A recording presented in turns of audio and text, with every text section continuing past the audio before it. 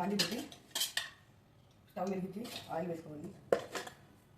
Oil వేసుకున్నాక శుభ్రంగా కడిగి పెట్టుకున్న గోంగూర ఇందులో వేసుకోవాలి.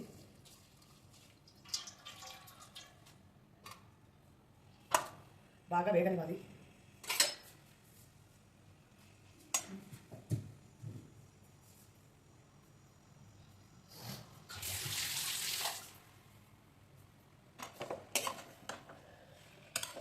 బాగా వేగనివ్వాలి.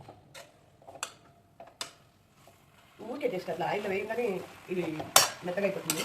కాకపోతే అప్పుడు ఆయిల్ వేసి వేయించుకున్నామంటే టేస్ట్ బాగుంటుంది. అని గట్టిగా కూడా చేసుకోవచ్చు ఆయిల్ వేయకుండా.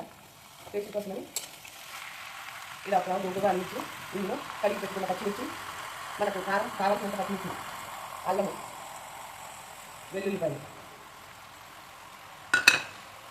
వేసి కొంచెంసేపు అది కూడా అవ్వాలి.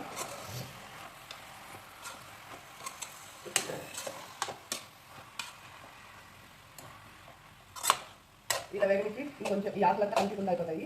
అలా మగ్గిపోయినాక తీసేసి మిక్సీకి వేసేసుకోవాలి. ఇది మిక్సీకి అయ్యేలోగా మనం పోపు రెడీ చేసుకోవచ్చు.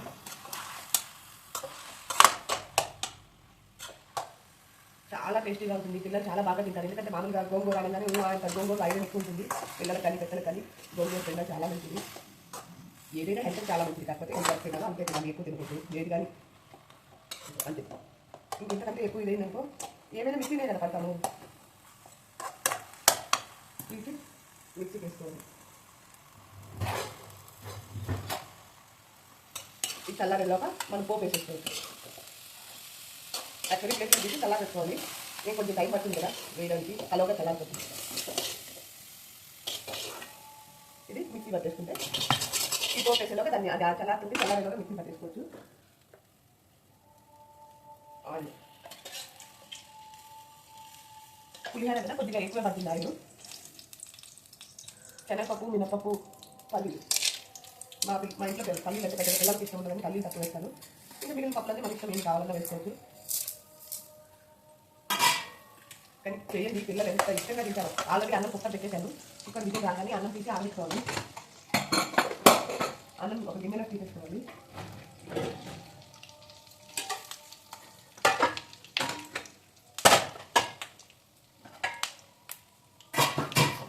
అలా గిన్నెలో తీసుకొని ఇలాగ ఇది పోపు వేస్తూ ఉంటుంది.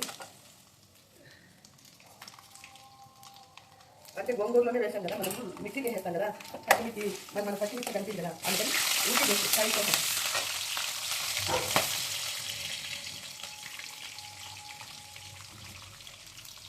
ఊరికి వేస్తే అది మనకు కనిపించడం కోసం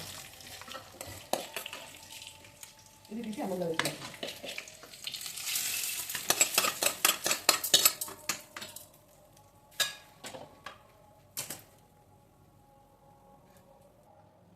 ఇలా మిక్సీ పట్టుకోవాలి. మిక్సీ పట్టుకుని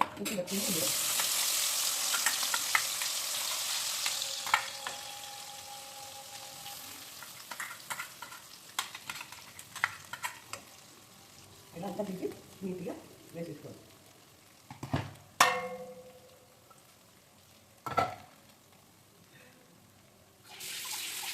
కరివేపాకు కూడా వేసుకోవాలి. యాక్చువల్లీ తాలింపులోనే వేసుకోవచ్చు. నేను అప్పుడు మర్చిపోయాను, అందుకే ఇప్పుడు వేసుకున్నాను. ఊరికే కొద్దిగా నేను పులిహోరలో ఇప్పుడు కొద్దిగా కారం వేస్తాను. ఇప్పుడు కొంచెం కారం వేస్తాను. ఎందుకో తెలియదు నాకు అదొక టేస్ట్, ఆ టేస్ట్ నచ్చుతుంది. అలాగే కొద్దిగా పసుపు. గోంగూర పులిహోరకు పసుపు అవసరం లేదు. కాకపోతే పసుపు యాంటీబయాటిక్ కదా వేసుకోవాలి. ఎలాగైనా కొంచెం లోపలికి వెళ్తుంది కదా పక్కన. ఇప్పుడు ఎన్నమంతా కల్లా పెట్టుకోవాలి. నేను ఇంతవరకు ఇందులో ఉప్పు తగినంత ఉప్పు వేసుకోవాలి. పులిహోరకు ఉప్పు బాగానే పడుతుంది, చాలానే పడుతుంది పులిహోరకు. అట్లా కావాల్సిన తీసుకొని మళ్ళీ కావాలంటే వేసుకోవచ్చు. ఇలా అయిపోయింది తీసుకుని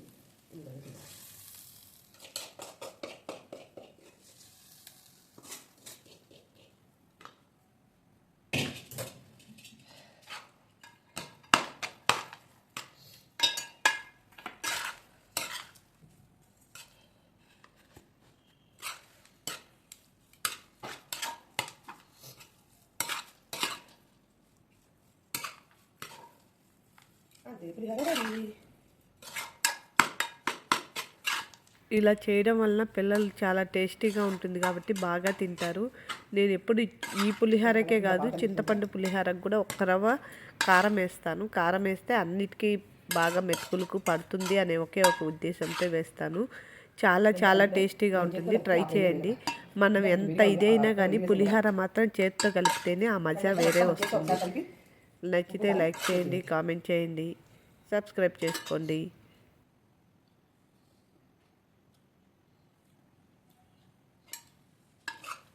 సూపర్.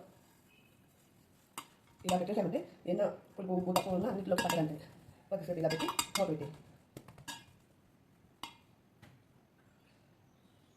బాగుంది కదా. అంతే.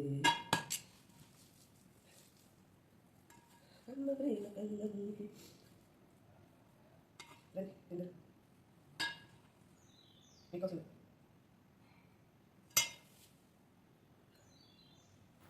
టేస్టీ అయిన పులిహోర రెడీ. రండి తిందాం. నచ్చితే లైక్ చేయండి, కామెంట్ చేయండి, సబ్స్క్రైబ్ చేసుకోండి, షేర్ చేయండి. మీరు ఎలా చేస్తారో కామెంట్లో తెలపండి. నేనైతే గోంగూర పులిహోర ఎలా చేస్తాను, ఇంకా చాలా మెథడ్లో చేస్తాను.